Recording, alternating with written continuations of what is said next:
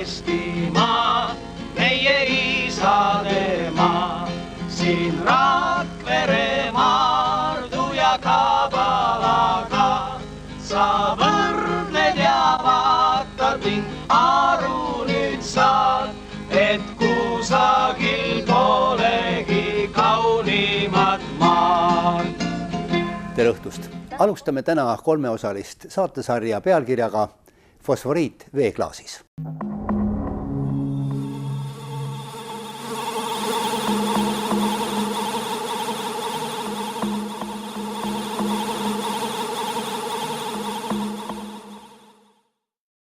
Miks on teemaks jälle fosforiit ja mis puutub siia veeklaas?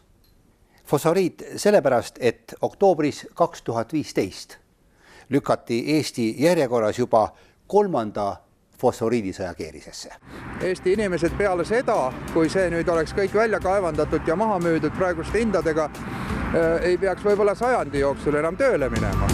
Ma olen väsinud minemast telestuudiotes, juba need asjad on käinud siin viimased 10 aastat või rohkem, kus on poolt ja vastu ja siis need inimesed tulevad kokku, nad vaidlevad ilma igasuguste teaduslike uuringute taustata. Põhimõtteliselt ju rahva eest varjatakse tema rikkust. Jah, seda võib ka nimetada nii, seda võib isegi halvemini nimetada. Nimetage. Seda võib nimetada kuriteoks. Eesti kõige väärtuslikum fosforiidimaardla asub Pandivere kõrgustikul umbes 10 kilomeetri kaugusel Rakverest. 4–8 meetri paksune fosforiidilade lasub seal ligikaudu 80 meetri sügavusel oleva veekihi sees. See on Eesti kõige kvaliteetsem joogivesi.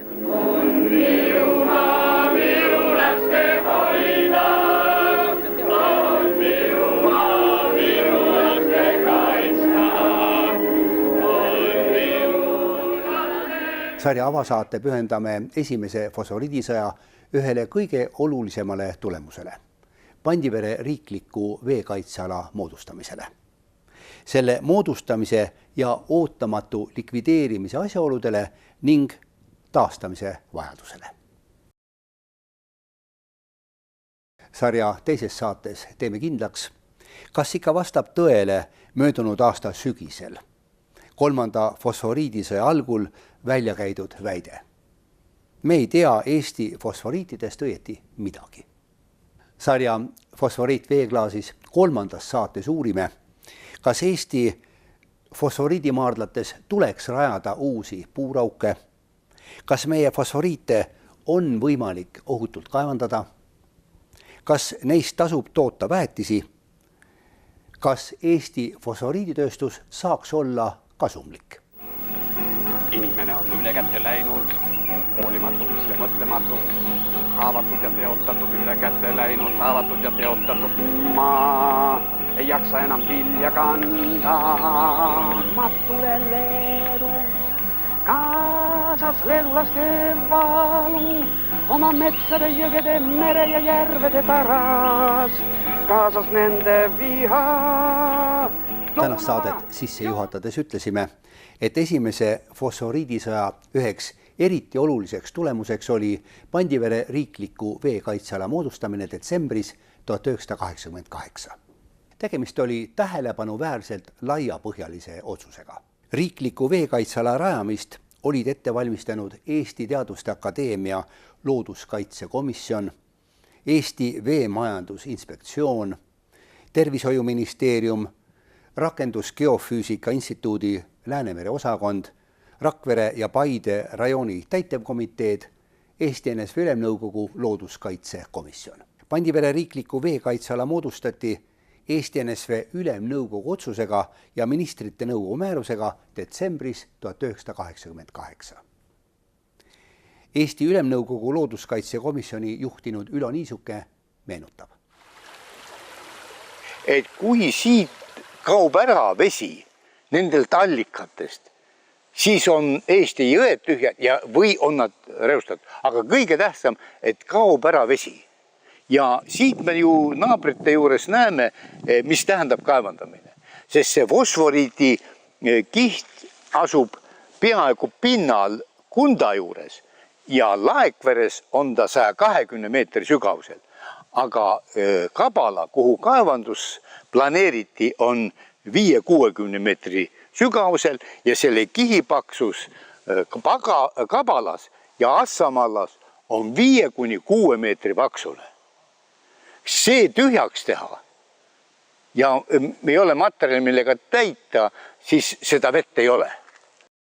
Lõpuks jõudsime perioodini, kus Eesti Ennetuse Ülemnõukogu looduskaitsekomisjon võttis initsiatiivi ja me moodustasime Pandivere veekaitseala. See juhtus 1989, kus me kinnitasime Ülemnõukogu otsusega see kava. Kahjuks teda täna ei ole. Ligemale 30 aastat tagasi Pandivere riikliku veekaitseala moodustamise otsust vastu võttes tundus meile, et nüüd on meie kõige tähtsam veetorn igaveseks kaitstud. Päriselt nii hästi siiski ei läinud. Pandivere riiklik veekaitseala eksisteeris kõigest 18 aastat. Aastal 2006 vastu võetud Pandivere veekaitseala likvideerimise otsus oli arusaamatu ja suur pettumus neile, kes selle moodustamise nimel olid aastaid tööd teinud ja võimukoridorides vaielnud. Leidus siiski neid, kes said kohe aru riikliku veekaitseala likvideerimise sügavamast mõttest. Sillutada teed Rakvere fosforiidimaardla kasutusele võtmiseks.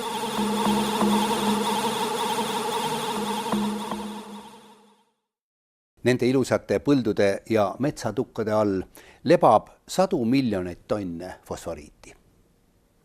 Rakvere maardla fosforiidid asuvad sõna otseses mõttes veeklaasis. Nad ujuvad ligemale 80 meetri sügavusel, 20 meetri paksuses veekihis.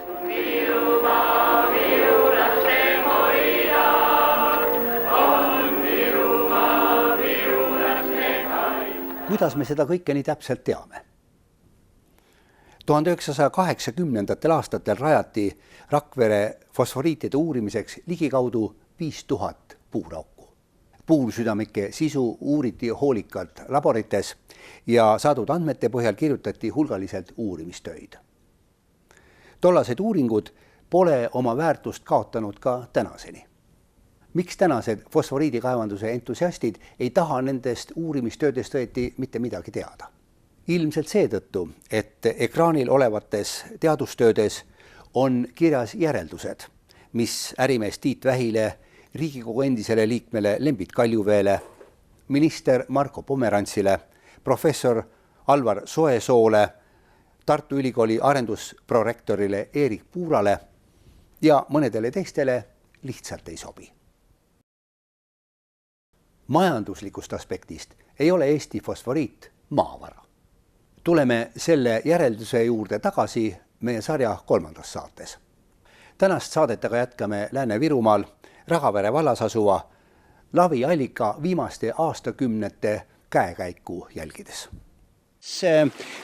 Nende puuraukude tekkimine mõjutas kuidagi ka laviallikate veetoodangut?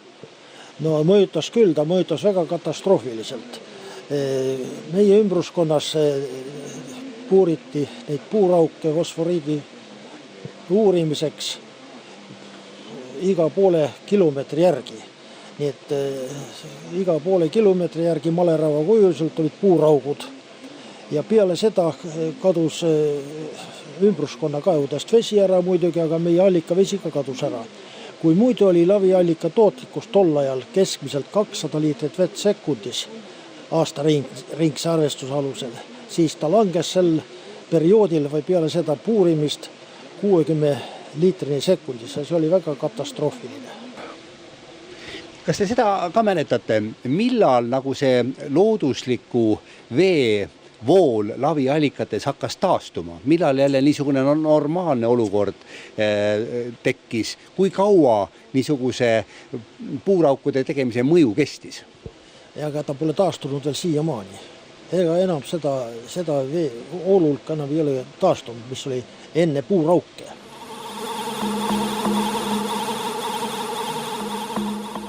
mis juhtuks teie arvates siis, kui siia niisugune võimas fosforiidikaevandus tekiks? No ei oska ma seda arvata, see võib olla katastroofiline põhjaveevarudele. Meie asukoht on praegu Pandivere kõrgustiku Kirde-Nõlval. Siin, kus me seisame, on absoluutne kõrgus 67,5 meetrit. Nii et me oleme Nõlva peal, see jookseb tühjaks siit maa-alune veest. Miks jäid paljud fosforiidi uuringute puuraugud 1980. aastatel sulgemata ja on tamponeerimata tänaseni? Rakvere rajooni täitevkomitee tollane esimees Lembit Kaljuvee teab rääkida, et see tsement, mis oli ette nähtud tamponeerimiseks, läks kohalikele meestele lauda ja vundamentide ehituseks. Tsement lihtsalt müüdi pudeli viina ja niisuguste pisirõõmude eest kohalikele maha. Märtsi algul püüdis keskkonnaminister Marko Pomerants ajalehes Virumaa Teataja ja Maaleht avalikkusele selgitada, et võib-olla leidub looduses 2-3 sulgemata puurauku ja kogu lugu. Kuid nii nagu 3. fosforiidisõjas korduvalt on juhtunud, eksis minister ka seekord. See selgus kohe, kui olime suhelnud Rägavere valla elanikega ja käinud ära Rahvusarhiivi Rakvere osakonnas. Oleme kaameraga nüüd Rahvusarhiivi Rakvere osakonnas ja tulime siia selleks, et täpsustada, kas dokument, mida me saates kasutame, millele me viitame, mida me tsiteerime, on olemas ka Rahvusarhiivi Rakvere osakonnas. Ja tõepoolest selle dokumendi me siin arhiivi materjalide hulgas ka leidsime. See on siis otsus number 65 aastast 1988, 25 veebruar ja täitevkomitee on siin siis käsitlenud Pandivere kõrgustiku veekaitsealaga seotud temaatikat ja selles dokumendis on tõepoolest öeldud, et olukord oli selleks ajaks siis veebruariks 1988 Pandivere kõrgustiku piirkonnas muutunud väga keeruliseks seoses asjaoluga, et mitmes jões oli veetase ohtlikult langenud, et allikate veehulgad olid muutunud oluliselt väiksemaks, loetletud oli terve rida koduseid kaeve, mis olid jäänud tühjaks või kus veetase oli samuti märgatavalt langenud ning neid muutusi seostati muu hulgas ka geoloogide poolt Pandivere kõrgustikule tehtud tuhandete puuraukudega. Ja probleem seisnis veel ka selles, et tol ajal liikusid ringi mitmesugused jutud selle kohta, et geoloogid jätsid sageli oma puuraugud sulgemata, tamponeerimata. Ja selles dokumendis ongi öeldud nii, et rajooni elanikkonna poolt on keskkonnakaitsekomisjonile laekunud andmed 101 tamponeerimata puuraugu kohta. Neist 21 on ülevoolavad. See tähendab omakorda seda, et tõenäoliselt oli neid tamponeerimata puurauke oluliselt rohkem. 101 korda oli siis nagu täitevkomiteele nendest teatatud, aga tõenäoliselt sugugi mitte kõikide sulgemata puuraukude kohta infot täitevkomiteesse ei jõudnud. Nii et me võime täna oletada, et see sulgemata puuraukude arv võis olla 2 või 3 korda suurem. Nii et lugupeetud televaatajad, kui te sealkandis ringi liigute ja jälle mõnda niisugust torujuppi maast välja ulatumas näete, andke palun meile sellest teada ja me püüame nii kiiresti kui võimalik need sulgemata puuraugud kaardistada ja võtta ette midagi selleks, et nad saaksid nõuetekohaselt suletud.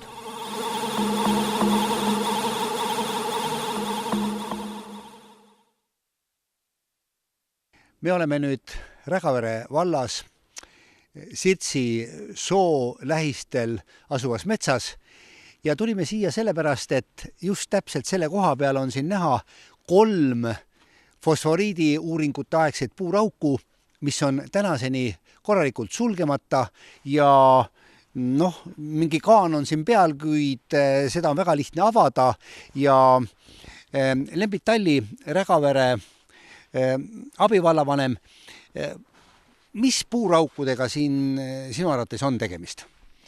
No ma mäletan oma aegadest, kui ma siin kandis noorena ringi liikusin, siis need puuraugud siia tekkisid, neid puuriti fosforiidi uuringute raames ja siin konkreetselt nendest puuraukudest toimus ka veetaseme mõõtmine. Sellega tegeles minu isa.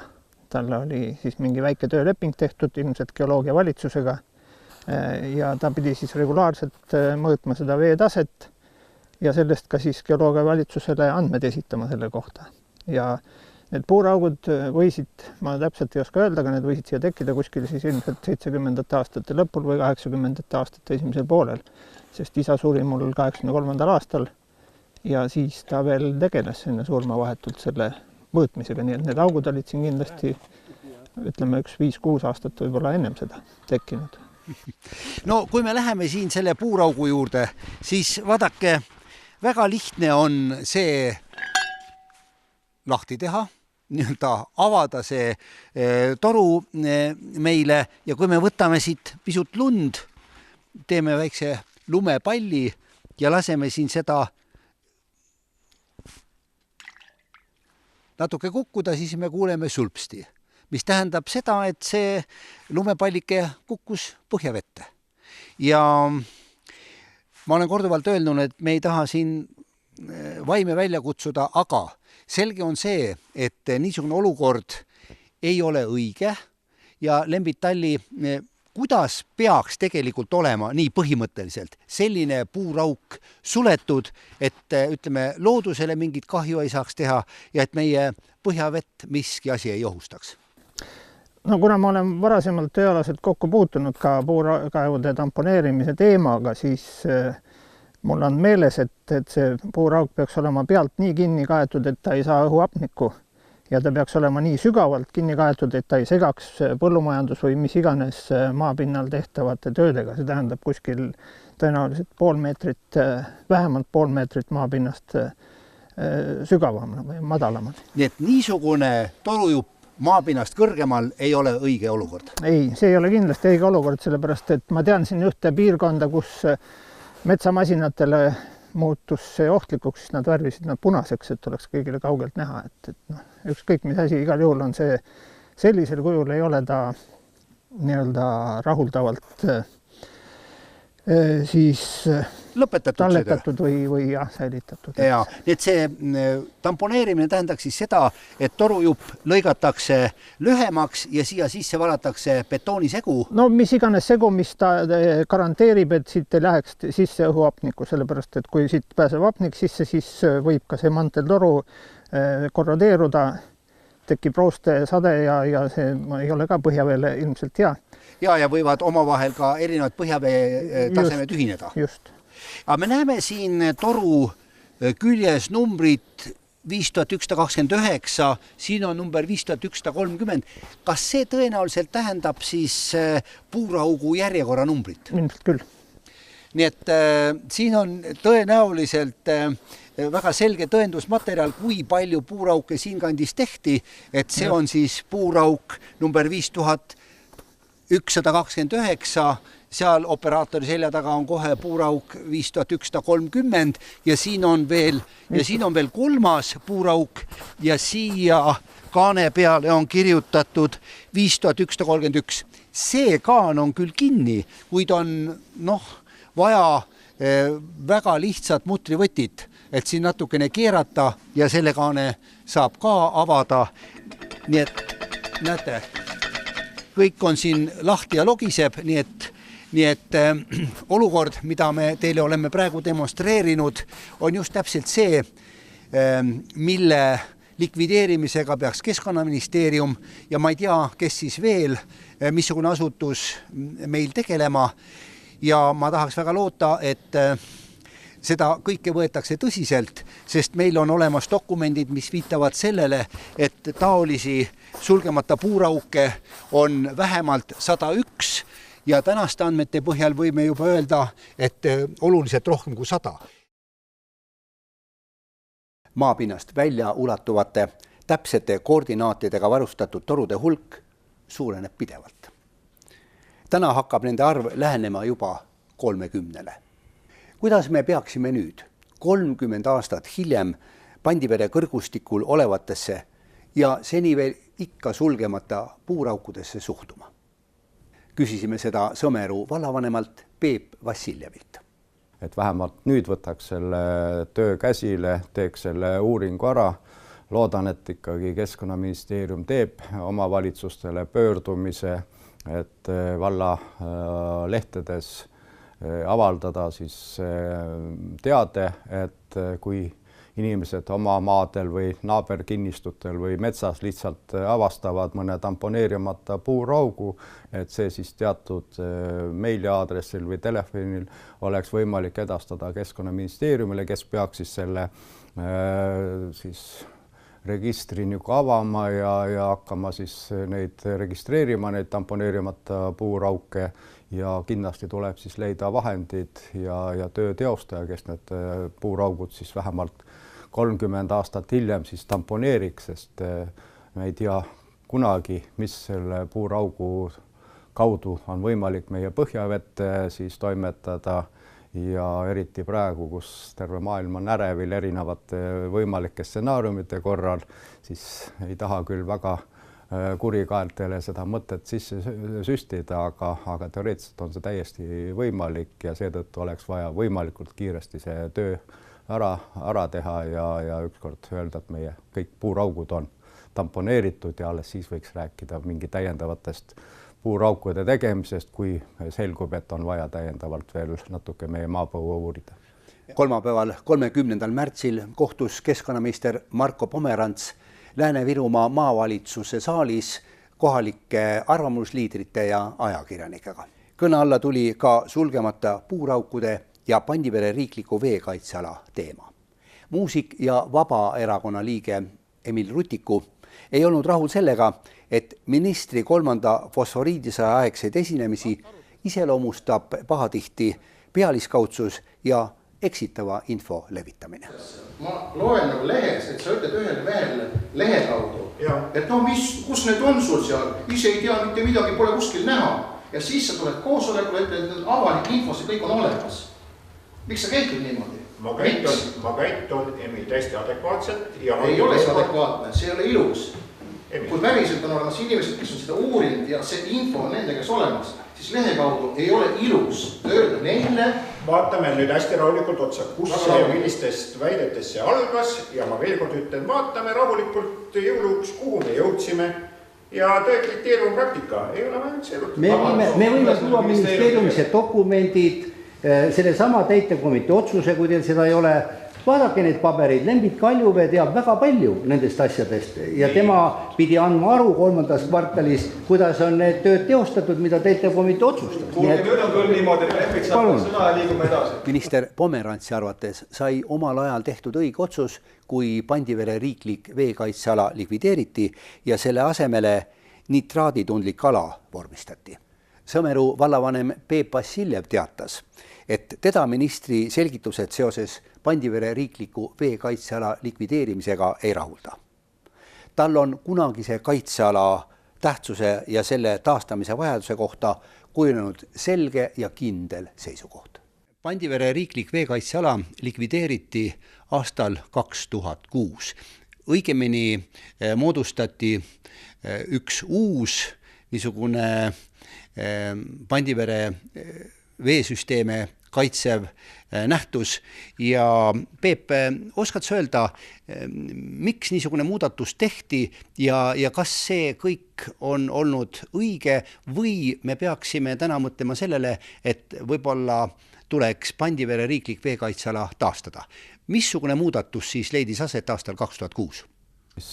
Sama nitraaditundlik ala oma korraga, et kui palju siis põllumees võib sellel alal oma tootmisel siis väetisi kasutada. Näitena võin öelda, et siis haritaval maal on see piir 120 kilogrammi hektari kohta ja rohumaade puhul on see 80 kilo hektari kohta.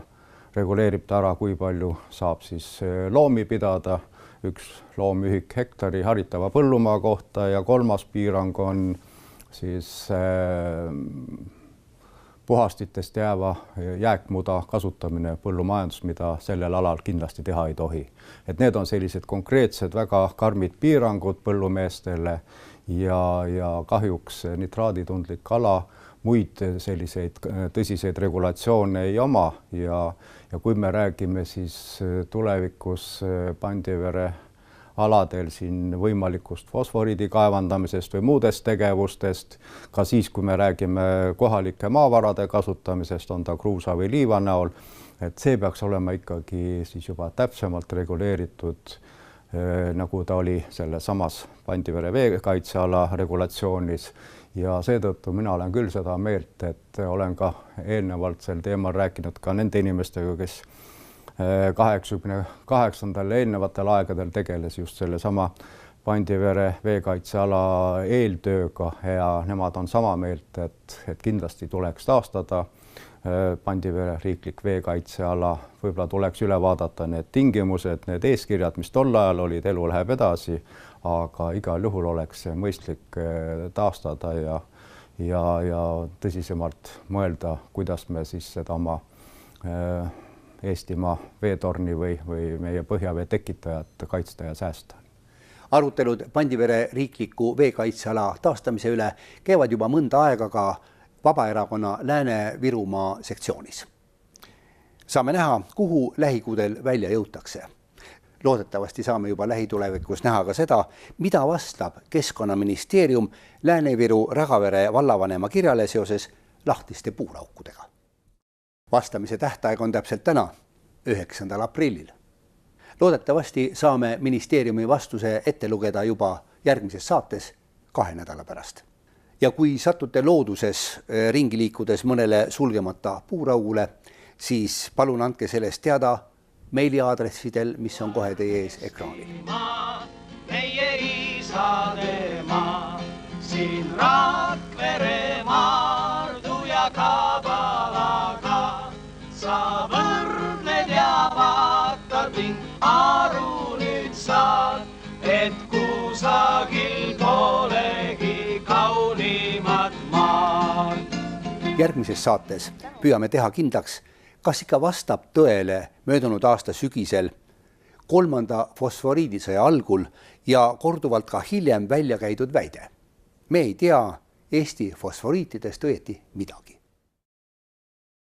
Tänan vaatamast ja kuulamast, kohtumiseni 2 nädala pärast.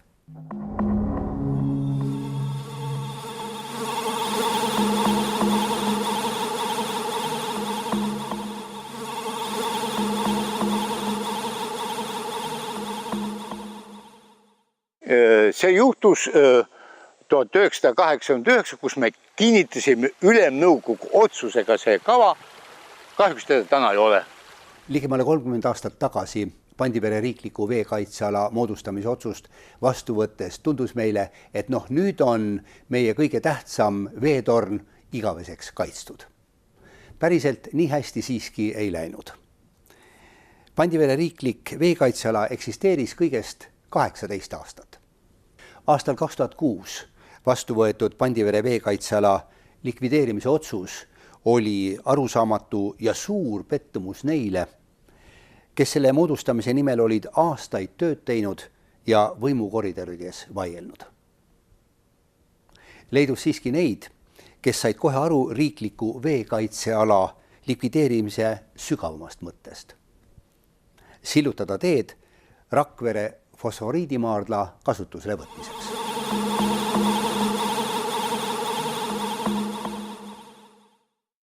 Nende ilusate põldude ja metsatukkade all lebab 100 miljoneid tonne fosforiiti.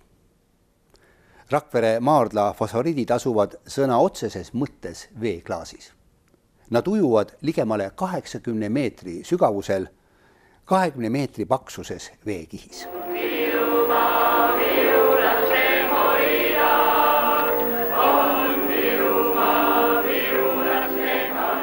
Kuidas me seda kõike nii täpselt teame? 1980. aastatel rajati Rakvere fosforiitide uurimiseks ligikaudu 5000 puurauku. puursüdamike sisu uuriti hoolikalt laborites ja saadud andmete põhjal kirjutati hulgaliselt uurimistöid. Tollased uuringud pole oma väärtust kaotanud ka tänaseni. Miks tänased fosforiidikaevanduse entusiastid ei taha nendest uurimistöödest õieti mitte midagi teada? Ilmselt seetõttu, et ekraanil olevates teadustöödes on kirjas järeldused, mis ärimees Tiit Vähile, Riigikogu endisele liikmele Lembit Kaljuveele, minister Marko Pomerantsile, professor Alvar Soesoole, Tartu Ülikooli arendusprorektorile Erik Puurale ja mõnedele teistele lihtsalt ei sobi. Majanduslikust aspektist ei ole Eesti fosforiit maavara. Tuleme selle järelduse juurde tagasi meie sarja 3. saates. Tänast saadet aga jätkame Lääne-Virumaal Ragavere vallas asuva laviallika viimaste aastakümnete käekäiku jälgides. Nende puuraukude tekkimine mõjutas kuidagi ka laviallikate veetoodangut? No mõjutas küll, ta mõjutas väga. No ei oska ma seda arvata, see võib olla katastroofiline põhjaveevarudele. Meie asukoht on praegu Pandivere kõrgustiku Kirde-Nõlval. Siin, kus me seisame, on absoluutne kõrgus 67,5 meetrit. Nii et me oleme Nõlva peal, see jookseb tühjaks siit maa-alune veest. Miks jäid paljud fosforiidi uuringute puuraugud 1980. aastatel sulgemata ja on tamponeerimata tänaseni? Rakvere rajooni täitevkomitee tollane esimees Lembit Kaljuvee teab rääkida, et see tsement, mis oli ette nähtud tamponeerimiseks, läks kohalikele meestele lauda ja vundamentide ehituseks.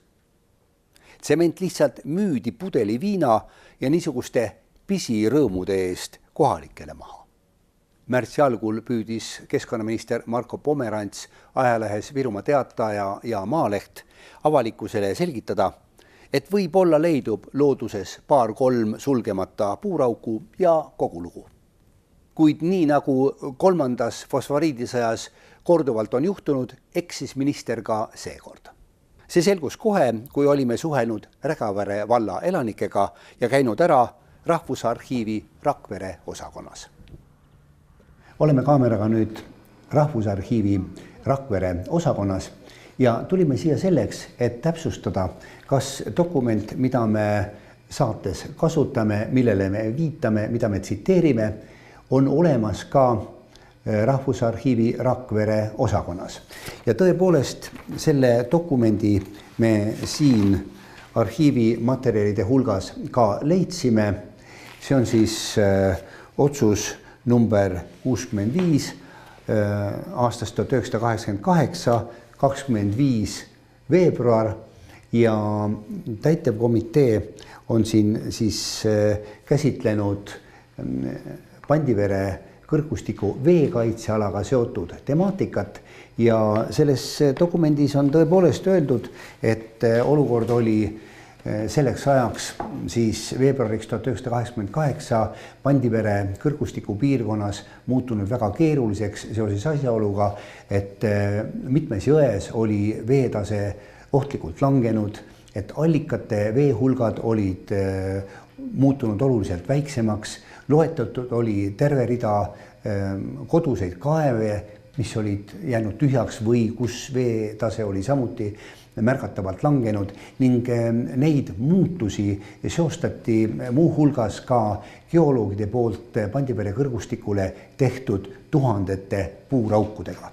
Ja probleem seisnis veel ka avama ja hakkama siis neid registreerima, neid tamponeerimata puurauke ja kindlasti tuleb siis leida vahendid ja töö teostaja, kes need puuraugud siis vähemalt 30 aastat hiljem siis tamponeeriks, sest me ei tea kunagi, mis selle puuraugu kaudu on võimalik meie põhjavette siis toimetada ja eriti praegu, kus terve maailm on ärevil erinevate võimalike stsenaariumite korral, siis ei taha küll väga kurikaeltele seda mõtet sisse süstida, aga teoreetiliselt on see täiesti võimalik ja seetõttu oleks vaja võimalikult kiiresti see töö ära teha ja ükskord öelda, et meie kõik puuraugud on tamponeeritud ja alles siis võiks rääkida mingi täiendavatest puuraukude tegemisest, kui selgub, et on vaja täiendavalt veel natuke meie maapõue uurida.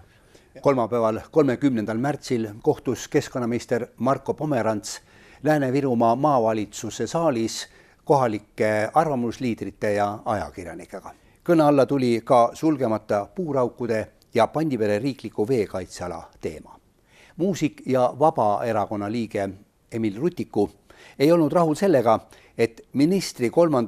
fosforiidisõja aegseid esinemisi iseloomustab pahatihti pealiskaudsus ja eksitava info levitamine. Ma loen nagu lehes, et sa ütled ühele mehele lehe kaudu, et no kus need on sul seal, ise ei tea mitte midagi, pole kuskil näha. Ja siis sa tuled koosolekule, et avalik info, see kõik on olemas. Miks sa käitud niimoodi? Ma käitun, Emil, täiesti adekvaatselt. Ei ole see adekvaatne, see ei ole ilus. Kui päriselt on olemas inimesed, kes on seda uurinud ja see info on nende käes olemas, siis lehe kaudu ei ole ilus öelda neile. Vaatame nüüd hästi rahulikult otsa, kus ja millistest väidetest see algas ja ma veel kord ütlen, vaatame rahulikult jõuluks, kuhu me jõudsime ja tõe kriteerium praktika ei ole vaja üldse elutada. Me võime tuua ministeeriumise dokumendid, selle sama täitekomitee otsuse, kui teil seda ei ole. Vaadake need paberid, Lembit Kaljuvee teab väga palju nendest asjadest ja tema pidi andma aru 3. kvartalis, kuidas on need tööd teostatud, mida täitekomitee otsustas. Kuulge, nüüd on küll niimoodi, et Lembit saab sõna ja liigume edasi. Minister Pomerantsi arvates sai omal ajal tehtud õige otsus, kui Pandivere riiklik veekaitseala likvideeriti ja selle asemele nitraaditundlik ala vormistati. Sõmeru vallavanem Peep Vassiljev teatas, et teda ministri selgitused seoses Pandivere riikliku veekaitseala likvideerimisega ei rahulda. Tal on kunagise kaitseala tähtsuse ja selle taastamise vajaduse kohta kujunenud selge ja kindel seisukoht. Pandivere riiklik veekaitseala likvideeriti aastal 2006. Õigemini tekib rooste sade ja see ei ole ka põhjaveele ilmselt hea. Ja võivad omavahel ka erinevad põhjavee tasemed ühineda. Just. Aga me näeme siin toru küljes numbrit 5129, siin on number 5130. Kas see tõenäoliselt tähendab siis puuraugu järjekorra numbrit? Ilmselt küll. Nii et siin on tõenäoliselt väga selge tõendusmaterjal, kui palju puurauke siin kandis tehti, et see on siis puurauk number 5129, seal operaatori selja taga on kohe puurauk 5130 ja siin on veel kolmas puurauk ja siia kaane peale on kirjutatud 5131. See kaan on küll kinni, kuid on vaja väga lihtsat mutrivõtit, et siin natukene keerata ja selle kaane saab ka avada. Nii et näete, kõik on siin lahti ja logiseb, nii et olukord, mida me teile oleme praegu demonstreerinud, on just täpselt see, mille likvideerimisega peaks Keskkonnaministeerium ja ma ei tea, kes siis veel, missugune asutus meil tegelema. Ja ma tahaks väga loota, et seda kõike võetakse tõsiselt, sest meil on olemas dokumendid, mis viitavad sellele, et taolisi sulgemata puurauke on vähemalt 101 ja tänaste andmete põhjal võime juba öelda, et oluliselt rohkem kui 100. Maapinnast välja ulatuvate täpsete koordinaatidega varustatud torude hulk suureneb pidevalt. Täna hakkab nende arv lähenema juba 30. Kuidas me peaksime nüüd 30 aastat hiljem Pandivere kõrgustikul olevatesse ja seni veel ikka sulgemata puuraukudesse suhtuma? Küsisime seda Sõmeru vallavanemalt Peep Vassiljevilt. Et vähemalt nüüd võtaks selle töö käsile, teeks selle uuringu ära. Loodan, et ikkagi Keskkonnaministeerium teeb omavalitsustele pöördumise, et valla lehtedes avaldada siis teade, et kui inimesed oma maadel või naaberkinnistutel või metsas lihtsalt avastavad mõne tamponeerimata puuraugu, et see siis teatud meiliaadressil või telefonil oleks võimalik edastada Keskkonnaministeeriumile, kes peaks siis selle registri avama ja hakkama siis neid registreerima, neid tamponeerimata puurauke ja kindlasti tuleb siis leida vahendid ja töö teostaja, kes need puuraugud siis vähemalt 30 aastat hiljem siis tamponeeriks.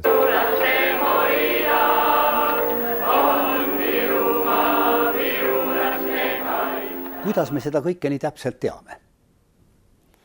1980. aastatel rajati Rakvere fosforiitide uurimiseks ligikaudu 5000 puurauku.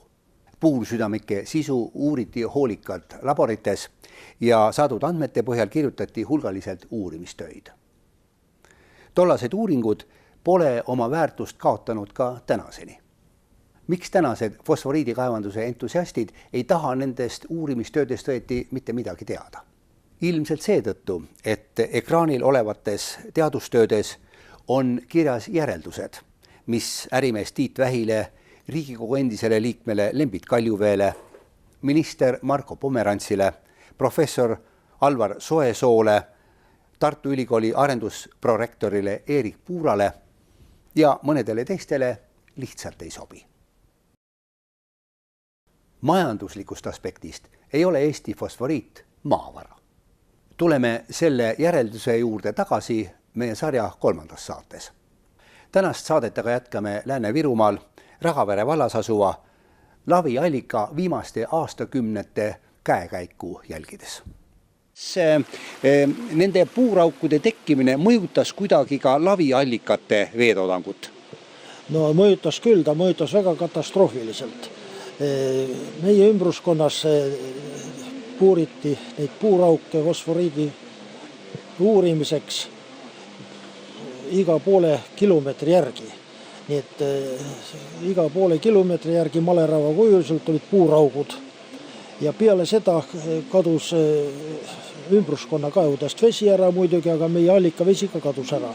Kui muidu oli Lavi allika tootlikkus tol ajal keskmiselt 200 liitrit vett sekundis aasta ringse arvestuse alusel, siis ta langes sel perioodil või peale seda puurimist 60 liitrini sekundis ja see oli väga katastroofiline. Kas te seda ka mäletate, millal nagu see loodusliku vee vool Lavi allikates hakkas taastuma? Millal jälle niisugune normaalne olukord tekkis? Kui kaua niisuguse puuraukude tegemise mõju kestis? Aga ta pole taastunud veel siiamaani. Ega enam seda voolulka enam ei ole taastunud, mis oli enne puurauke.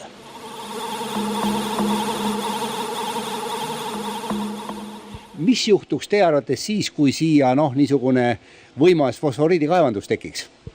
No ei oska ma seda arvata, see võib olla katastroofiline põhjaveevarudele. Meie asukoht on praegu Pandivere kõrgustiku Kirde-Nõlval. Oma metsade, jõgede, mere ja järvede pärast, kaasas nende viha. Tänast saadet sisse juhatades ütlesime, et esimese fosforiidisõja üheks eriti oluliseks tulemuseks oli Pandivere riikliku veekaitseala moodustamine detsembris 1988. Tegemist oli tähelepanuväärselt laiapõhjalise otsusega. Riikliku veekaitseala rajamist olid ette valmistanud Eesti Teaduste Akadeemia looduskaitsekomisjon, Eesti Veemajandusinspektsioon, Tervishoiuministeerium, Rakendusgeofüüsika instituudi Läänemere osakond, Rakvere ja Paide rajooni täitevkomiteed, Eesti NSV Ülemnõukogu looduskaitsekomisjon. Pandivere riikliku veekaitseala moodustati Eesti NSV Ülemnõukogu otsusega ja ministrite nõukogu määrusega detsembris 1988. Eesti Ülemnõukogu looduskaitsekomisjoni juhtinud Ülo Niisuke meenutab. Et kui siit kaob ära vesi nendelt allikatest, siis on Eesti jõed tühjad või on nad reostatud. Aga kõige tähtsam, et kaob ära vesi. Ja siit me ju naabrite juures näeme, mis tähendab kaevandamine. Sest see fosforiidi kiht asub peaaegu pinnal Kunda juures ja Laekveres on ta 120 meetri sügavusel. Aga Kabala, kuhu kaevandus planeeriti, on 5-60 meetri sügavusel ja selle kihipaksus Kabalas ja Assamallas on 5-6 meetri paksune. See tühjaks teha ja ei ole materjali, millega täita, siis seda vett ei ole. Lõpuks jõudsime perioodini, kus Eesti Ennetuse Ülemnõukogu looduskaitsekomisjon võttis initsiatiivi ja me moodustasime Pandivere veekaitseala.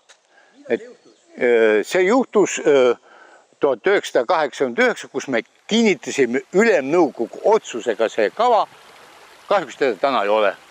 Ligemale 30 aastat tagasi Pandivere riikliku veekaitseala moodustamise otsust vastu võttes tundus meile, et nüüd on meie kõige tähtsam veetorn igaveseks kaitstud. Päriselt nii hästi siiski ei läinud. Pandivere riiklik veekaitseala eksisteeris kõigest 18 aastat. Aastal 2006 vastu võetud Pandivere veekaitseala likvideerimise otsus oli arusaamatu ja suur pettumus neile, kes selle moodustamise nimel olid aastaid tööd teinud ja võimukoridorides vaielnud. Leidus siiski neid teadustöödes on kirjas järeldused, mis ärimees Tiit Vähile, Riigikogu endisele liikmele Lembit Kaljuveele, minister Marko Pomerantsile, professor Alvar Soesoole, Tartu Ülikooli arendusprorektorile Erik Puurale ja mõnedele teistele lihtsalt ei sobi. Majanduslikust aspektist ei ole Eesti fosforiit maavara. Tuleme selle järelduse juurde tagasi meie sarja 3. saates. Tänast saadet aga jätkame Lääne-Virumaal Ragavere vallas asuva laviallika viimaste aastakümnete käekäiku jälgides. Nende puuraukude tekkimine mõjutas kuidagi ka laviallikate veetoodangut? No mõjutas küll, ta mõjutas väga katastroofiliselt. Meie ümbruskonnas puuriti neid puurauke fosforiidi uurimiseks iga poole kilomeetri järgi. Nii et iga poole kilomeetri järgi malerava kujuselt olid puuraugud. Ja peale seda kadus ümbruskonna kaevudest vesi ära muidugi, aga meie allika vesi ka kadus ära. Kui muidu oli laviallika tootlikkus tol ajal keskmiselt 200 liitrit vett sekundis aasta ringse arvestuse alusel, siis ta langes sel perioodil või peale seda puurimist 60 liitrini sekundis. See oli väga katastroofiline. Kas te seda ka mäletate, millal see loodusliku vee vool laviallikates hakkas taastuma? Millal jälle niisugune normaalne olukord tekkis? Kui kaua niisuguse puuraukude tegemise mõju kestis? Aga ta pole taastunud veel siiamaani. Ega enam seda voolulka enam ei ole taastunud, mis oli enne puurauke.